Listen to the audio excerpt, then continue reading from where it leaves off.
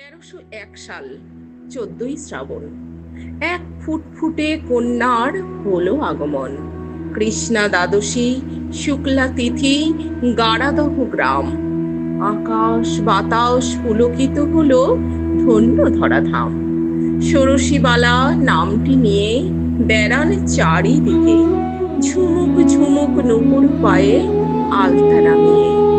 সবার প্রিয় নয়নের মণি, আদর্শ রমণী।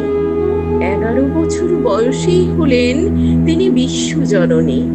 স্বামীর ঘর আলো করে হলেন আবির্ভূতা। হিমায়তপুর ধন্য হলো, পেলেন সম্পূজিতা।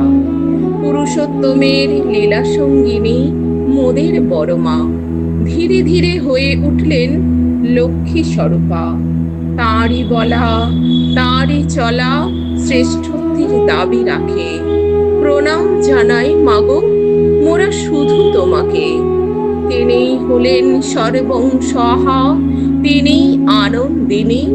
তোমার প্রসাদে বন্ধা নারীও হন সন্তানের জননী। পদ্মাসনে বিরাজ করেন ত্রিভুবন ধারিণী। ওগো তুমি জগৎ পালিনী। আজ সেই শুভ দিন, 132তম। আনন্দে মাতোয়ারা সবাই তুমিই প্রণম্য। শঙ্খ ও উলুধ্বনিতে ধ্বনিত হলো ভুবন।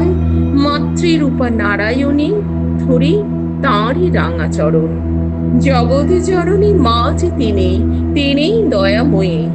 তাঁর আঁচল তলে আশ্রিত মোরা, মোদের জগৎ কল্যাণী। তার হাসিতে জগৎ হাসে, তার রূপেতে ভুবন ভাসে। তিনি জ্ঞান দায়িনী।